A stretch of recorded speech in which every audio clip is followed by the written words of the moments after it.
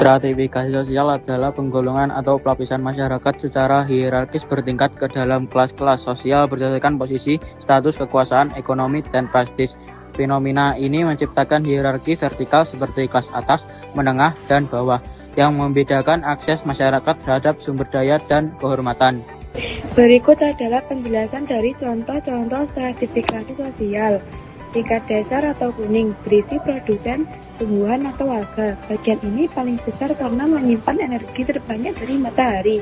Tingkat tengah atau orange berisi konsumen satu, herbivora seperti ulat atau kelinci yang memakan tumbuhan. Tingkat puncak atau merah berisi konsumen 2 atau 3, karnivora seperti ular atau elang. Jumlahnya paling sedikit karena energi yang sampai ke puncak terus berkurang. Simbol panah dan rotasi menunjukkan aliran energi dari bawah ke atas dan siklus nutrisi proses daur ulang materi oleh pengurai kembali ke tanah. Stratifikasi sosial berfungsi mengatur hierarki masyarakat untuk mendistribusikan hak, wewenang, dan peran sosial.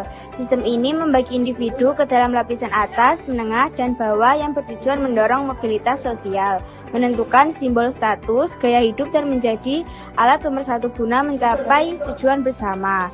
Secara rinci, berikut adalah fungsi-fungsi utama stratifikasi sosial. 1. Distribusi hak istimewa. 2. Penerapan peran sosial. 3. Penentuan simbol status. 4. Pendorong mobilitas sosial. 5. Alat pemersatu atau solidaritas. 6. Memecahkan masalah sosial. Jenis-jenis stratifikasi sosial ada 6. Yang pertama ada kekayaan. Perbedaan kemampuan memenuhi kebutuhan hidup membagi masyarakat menjadi lapisan atas dan bawah. 2. Kekuasaan. Adanya kelompok penguasa dan yang dikuasai menciptakan perbedaan kelas sosial. 3. Kehormatan. Status ditentukan oleh karisma atau penghormatan masyarakat seperti tokoh adat. 4. Keturunan. Status diperoleh sejak lahir dan bersifat tetap, misalnya dalam sistem kerajaan. 5. Pendidikan. Pendidikan menjadi sarana untuk meningkatkan status sosial, mobilitas. 6. Status sosial. Berdasarkan hak dan kewajiban seseorang dalam masyarakat, berbeda dengan kelas sosial yang berbasis ekonomi. 1. Berdasarkan ekonomi, orang kaya, orang kelas menengah, dan orang kurang mampu. Contoh pengusaha berada di lapisan atas, pegawai berada di lapisan tengah, dan buruh harian di lapisan bawah. 2. Berdasarkan pendidikan, lulusan S2 atau S3, lulusan SMA dan tidak sekolah. Biasanya semakin tinggi pendidikannya, semakin tinggi pula status sosialnya. 3. Berdasarkan jabatan atau kekuasaan, presiden, materi, camat, dan rakyat biasa. Semakin besar kekuasaannya, semakin tinggi lapisannya.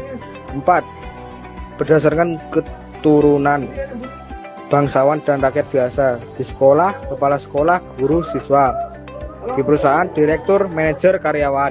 Dampak stratifikasi sosial atau yang sering kita sebut sebagai diferensiasi dan spesialisasi peran dalam masyarakat adalah pedang bermata dua. Berikut adalah uraian dampaknya secara mendalam. Dampak positif. 1. Peningkatan efisien dan produktivitas. 2. Inovasi yang cepat. 3. Profesionalisme. Dampak negatif. 1. Fragmentasi sosial. 2. Kesenjangan ekonomi yang tajam. 3. Alienasi.